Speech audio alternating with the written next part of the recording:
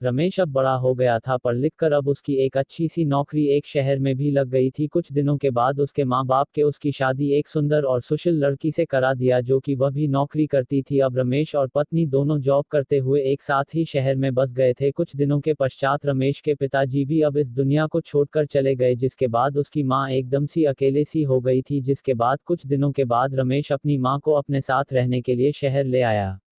जिसके बाद शहर में आकर रमेश की मां खुद को एकदम अकेले पाती थी। इस तरह उन्हें भी अच्छा नहीं लगता था, लेकिन एक मां अपने बेटे की हमेशा खुशी ही चाहती है, सो धीरे धीरे वह शहर में रहना भी सीख गई थी। लेकिन रमेश और उसकी पत्नी हमेशा अपनी मां को समझाते रहते थे कि ऐसा मत करो, ये मत करो, मतलब कि वे अपने आगे मां को गांव की एक तरह से गवार ही समझते थे। लेकिन मां की दिल तो हमेशा से अपने बच्चों के लिए बड़ा ही होता है, सो वे सभी बातें चुपचाप सुनकर हाँ में हाँ मिलाकर रह जाती थी।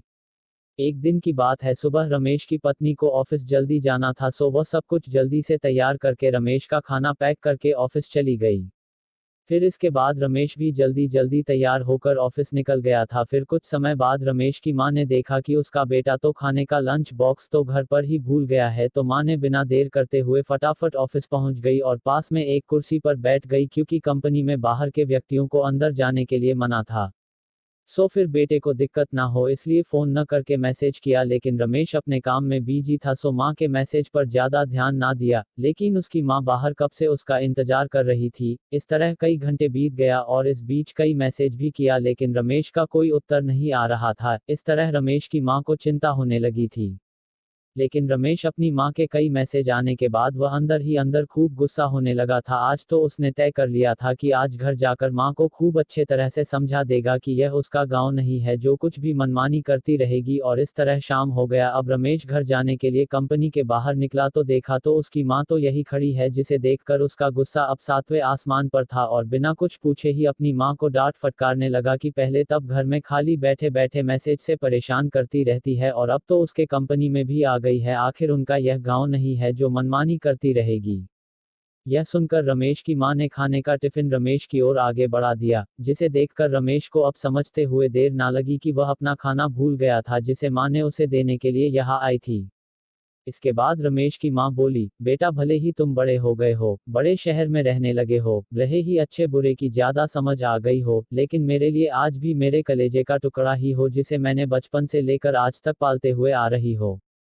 रमेश को अब आंखें खुल चुकी थी कि आखिर उसकी मां उसकी परवाह करते हुए खाना लेकर आई थी, जिसे वह बिना सोचे समझे अपनी मां को ही डांटे जा रहा था। अब वह अपने किए हुए पर बहुत पछतावा हो रहा था, जिसे देखकर मां ने उसे एक बार फिर से अपने गले लगा लिया और इस तरह रमेश अब आगे से खुद को मां के लिए बदल लिया था। अब उनकी पहले से ज्यादा अच्छे से देखभाल करने लगा था, जिसके बाद मां को अब शहर भी अच्छा लगने लगा था, क्योंकि अब उसका बेटा फिर से उसे मिल गया था।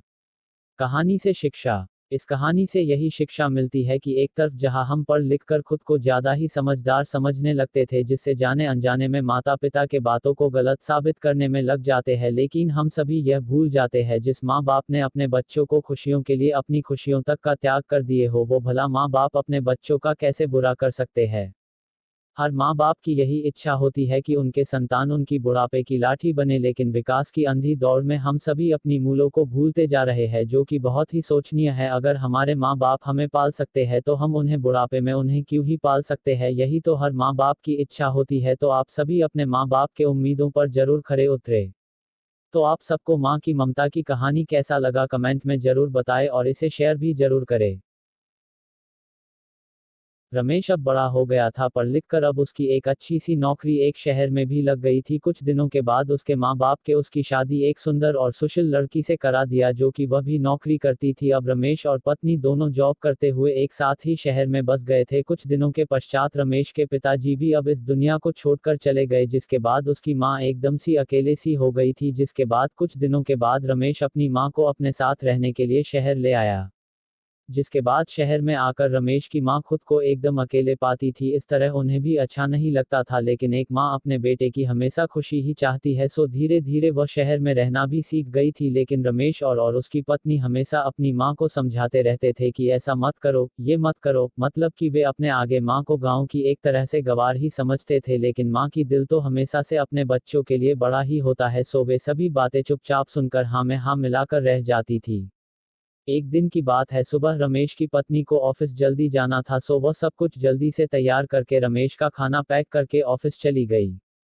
फिर इसके बाद रमेश भी जल्दी जल्दी तैयार होकर ऑफिस निकल गया था। फिर कुछ समय बाद रमेश की मां ने देखा कि उसका बेटा तो खाने का लंच बॉक्स तो घर पर ही भूल गया है, तो मां ने बिना देर करते हुए फटाफट ऑफिस पहुंच गई और पास में एक कुर्सी पर बैठ गई, क्योंकि कंपनी में बाहर के व्यक्तियों को अंदर जाने के लिए मना था। सो फिर बेटे को दिक्कत ना हो इसलिए फोन न करके मैसेज किया, लेकिन रमेश अपने काम में बिजी था, सो मां के मैसेज पर ज्यादा ध्यान ना दिया। लेकिन उसकी मां बाहर कब से उसका इंतजार कर रही थी। इस तरह कई घंटे बीत गया और इस बीच कई मैसेज भी किया, लेकिन रमेश का कोई उत्तर नहीं आ रहा था। इस तरह रमेश की मां को चिंता होने लगी थी। लेकिन रमेश अपनी मां के कई मैसेज आने के बाद वह अंदर ही अंदर खूब गुस्सा होने लगा था। आज तो उसने तय कर लिया था कि आज घर जाकर मां को खूब अच्छे तरह से समझा देगा कि यह उसका गांव नहीं है जो कुछ भी मनमानी करती रहेगी। और इस तरह शाम हो गया। अब रमेश घर जाने के लिए कंपनी के बाहर निकला तो देखा तो उसकी मां तो यही खड़ी है, जिसे देखकर उसका गुस्सा अब 7वें आसमान पर था और बिना कुछ पूछे ही अपनी मां को डांट फटकारने लगा कि पहले तब घर में खाली बैठे बैठे मैसेज से परेशान करती रहती है और अब तो उसके कंपनी में भी आ गई है। आखिर उनका यह गांव नहीं है जो मनमानी करती रहेगी। यह सुनकर रमेश की मां ने खाने का टिफिन रमेश की ओर आगे बढ़ा दिया, जिसे देखकर रमेश को अब समझते हुए देर ना लगी कि वह अपना खाना भूल गया था, जिसे मां ने उसे देने के लिए यहाँ आई थी। इसके बाद रमेश की मां बोली, बेटा भले ही तुम बड़े हो गए हो, बड़े शहर में रहने लगे हो, रहे ही अच्छे बुरे की ज्यादा समझ आ गई हो, लेकिन मेरे लिए आज भी मेरे कलेजे का टुकड़ा ही हो, जिसे मैंने बचपन से लेकर आज तक पालते हुए आ रही हो। रमेश को अब आंखें खुल चुकी थी कि आखिर उसकी मां उसकी परवाह करते हुए खाना लेकर आई थी, जिसे वह बिना सोचे समझे अपनी मां को ही डांटे जा रहा था। अब वह अपने किए हुए पर बहुत पछतावा हो रहा था, जिसे देखकर मां ने उसे एक बार फिर से अपने गले लगा लिया। और इस तरह रमेश अब आगे से खुद को मां के लिए बदल लिया था, अब उनकी पहले से ज्यादा अच्छे से देखभाल करने लगा था। जिसके बाद मां को अब शहर भी अच्छा लगने लगा था, क्योंकि अब उसका बेटा फिर से उसे मिल गया था। कहानी से शिक्षा। इस कहानी से यही शिक्षा मिलती है कि एक तरफ जहां हम पढ़ लिख कर खुद को ज्यादा ही समझदार समझने लगते थे, जिससे जाने अनजाने में माता पिता के बातों को गलत साबित करने में लग जाते हैं, लेकिन हम सभी यह भूल जाते हैं जिस माँ बाप ने अपने बच्चों को खुशियों के लिए अपनी खुशियों तक का त्याग कर दिए हो, वो भला माँ बाप अपने बच्चों का कैसे बुरा कर सकते हैं।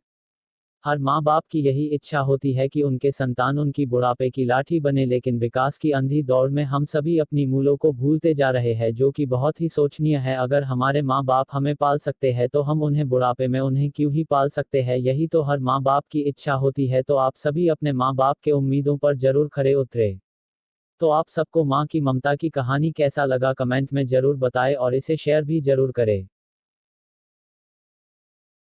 रमेश अब बड़ा हो गया था, पढ़ लिख कर अब उसकी एक अच्छी सी नौकरी एक शहर में भी लग गई थी। कुछ दिनों के बाद उसके माँ बाप के उसकी शादी एक सुंदर और सुशील लड़की से करा दिया, जो कि वह भी नौकरी करती थी। अब रमेश और पत्नी दोनों जॉब करते हुए एक साथ ही शहर में बस गए थे। कुछ दिनों के पश्चात रमेश के पिताजी भी अब इस दुनिया को छोड़कर चले गए, जिसके बाद उसकी माँ एकदम सी अकेले सी हो गई थी। जिसके बाद कुछ दिनों के बाद रमेश अपनी माँ को अपने साथ रहने के लिए शहर ले आया।